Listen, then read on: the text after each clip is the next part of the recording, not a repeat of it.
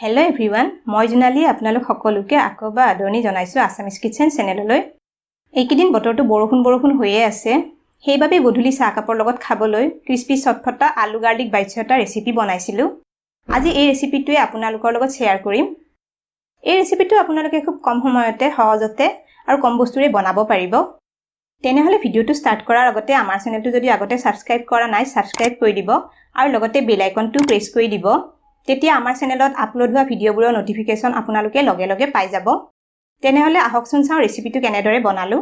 প্ৰথমতে এখন পেনত 2 চামুচ তেল গৰম হ'ব দিছোঁ। এতিয়া ডাঙৰ চামুচেৰে 2 চামুচ মিহিকৈ কাটি লোৱা নহৰু তেলত দি দিছোঁ। এইখিনি অলপ কম জুইত 1 মিনিটমান সময় ভাজি ল'ব লাগিব।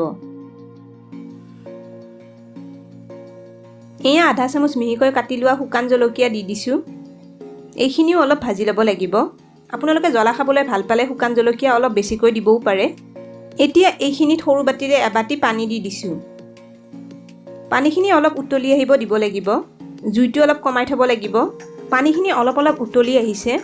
এয়া পানী দিয়া বাটিটোৰে আধা বাটি পিঠাগুড়ি দি দিছোঁ। পিঠাগুড়িখিনি পানীৰ লগত খুব ভালদৰে মিক্স কৰি ল'ব লাগিব। পিঠাগুড়ি নাথাকিলে সমান পৰিমাণৰ চুজি ব্যৱহাৰ কৰিবও পাৰে। খালি চুজিখিনি অলপ মিক্সাৰ গ্ৰাইণ্ডাৰত মিহিকৈ গুড়ি কৰি ল'ব লাগিব, কাৰণ চুজি পিঠাগুড়িৰ নিচিনা মিহি নহয়। এইখিনি 1-1.5 মিনিটমান সময় লৰাই থাকিব লাগিব।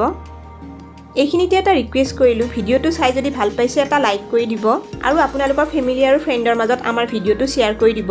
ইয়াত আপোনালোকক জনাব খুজিছোঁ যে আমাৰ এই চেনেলটোৰ এটা ফেচবুক পেজো আছে। ডেছক্ৰিপশ্যনত লিংকটো পাই যাব। আমাৰ আপডেটবোৰ পাই থাকিবৰ বাবে ফেচবুকৰ পেজটো লাইক কৰি থ'ব। পিঠাগুড়িখিনি পানীৰ লগত মিক্স হৈ এনেকুৱা শুকান আৰু লাৰু হৈ পৰিছে। গেছটো অফ কৰি দিছোঁ। এতিয়া এইখিনি 5 মিনিটমান সময় ঠাণ্ডা হ'ব দিব লাগিব। 5 মিনিট পিছত পিঠাগুড়িখিনি এটা বাটিত লৈ লৈছোঁ। এইখিনি হাতেৰে চুব পৰা গৰম হৈ থাকিব লাগিব। এয়া 3টা মিডিয়াম চাইজৰ আলু মিহিকৈ ৰুকি লৈছোঁ। এইখিনি দি দিছোঁ।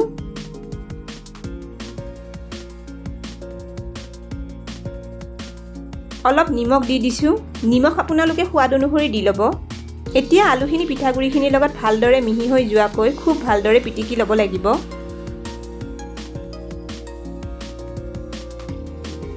এয়া চাওক, মিক্সাৰটো একেবাৰে মিহি হৈ পৰিছে। এয়া 2 চামুচ কৰ্ণফ্ল'ৰ দি দিছোঁ। কৰ্ণফ্ল'ৰখিনিও খুব ভালদৰে মিক্স কৰি ল'ব লাগিব। কৰ্ণফ্ল'ৰ নাথাকিলে 2 চামুচ বেচন ব্যৱহাৰ কৰিবও পাৰে। মিক্সাৰটো ইয়াতকৈ অলপ বেছি ভিজা হৈ থাকিলে 1-2 চামুচ কৰ্ণফ্ল'ৰ আৰু মিক্স কৰি ল'ব পাৰে, নাইবা বেছি শুকান হ'লে 1-2 চামুচ পানী মিক্স কৰি ল'ব পাৰে। অলপ ব্ৰেডৰ গুড়ি লৈছোঁ। 2 চামুচ ব্ৰেডৰ গুড়ি দি দিছোঁ। ব্ৰেডৰ গুড়ি নাথাকিলে নিদিলেও হ'ব। এতিয়া গোটেইখিনি ভালদৰে মিক্স কৰি এটা ডো বনাই ল'ব লাগিব। ইয়াত আপোনালোকে বিচাৰিলে কেঁচা জলকীয়া বা কেঁচা ধনিয়া আদিও মিক্স কৰি দিব পাৰে। এয়া 1 চামুচ ৰিফাইন তেল দি দিছোঁ। এইখিনি মিক্স কৰি ল'ব লাগিব। এইদৰে অলপ তেল দি ডোটো মাৰিলে মিক্সাৰটো ধুনীয়া মিহি হৈ পৰে। এয়া এখন প্লেটত অলপ শুকান ময়দা দি লৈছোঁ। এতিয়া মিক্সাৰটোৰ পৰা এটা সৰু লাৰু সমান মিক্সাৰ লৈ 2 হাতেৰে এইদৰে ঘূৰাই গোল কৰি ল'ব লাগিব। তাৰপিছত লাৰুটো হাতেৰে এটা সৰু ৰোল কৰি এইদৰে শ্বেপ দি ল'ব লাগিব। ৰোলটো দুইফালে আঙুলিৰে অলপ হেঁচি দিব লাগিব। পটেটো বাইটছখিনি মই এনেকৈ শ্বেপ দি লৈছোঁ।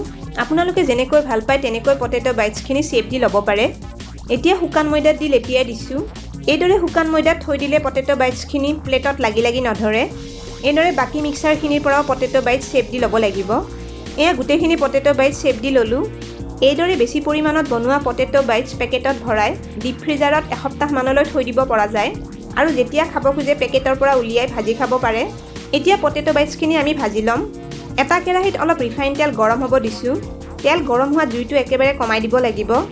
তেলখিনি অলপ ঠাণ্ডা হোৱাৰ পিছত কেইটামান পটেটো বাইটছ এটাকৈ দি দিছোঁ। এইখিনি অলপ ভাজিব দিব লাগিব। পটেটো বাইটছখিনি হেতাৰে বেছিকৈ লৰাই থাকিব নালাগে, নহ'লে ফাটি যাব পাৰে। এইখিনি 2 মিনিটমান সময় কম জুইত ভাজি থাকিব লাগিব। এয়া 2 মিনিটমান পিছত পটেটো বাইটছকেইটা অলপ গল্ডেন ব্ৰাউন কালাৰ হৈ আহিছে। অকণমান হেতাৰে দুইফালে উলটাই লৰাই দিছোঁ। এইখিনি ভজা হৈ গৈছে। এখন প্লেটত পটেটো বাইটছখিনি উঠাই লৈছোঁ। এইদৰে বাকীখিনিও ভাজি ল'ব লাগিব। এয়া পটেটো বাইটছখিনি ভজা হৈ গৈছে। এয়া চাওক, পটেটো বাইটছকেইটা দেখিবলৈ কিমান ধুনীয়া হৈছে। এইদৰে ভজা পটেটো বাইটছখিনি অলপ ঠাণ্ডা হ'লেহে খাবলৈ ভাল লগা হয়। তেনেহ'লে আপোনালোকেও এইদৰে আলুৰে বনোৱা টেষ্টি পটেটো গাৰ্লিক বাইটছ বনাই জুতি ল'ব পাৰে আৰু কেনে পালে কমেণ্ট কৰি জনাব। স্ক্ৰীনত দেখা পোৱা ৰেচিপিকেইটা চাবলৈ মই ৰিকমেণ্ড কৰিলোঁ। ভিডিঅ'কেইটা চাবলৈ ৰেচিপিটোৰ ফটোখনৰ ওপৰত ক্লিক কৰিলেই হ'ল। তেনেহ'লে আজিলৈ আহিছোঁ, আকৌ লগ পাম আৰু এটা নতুন ৰেচিপিৰ সৈতে।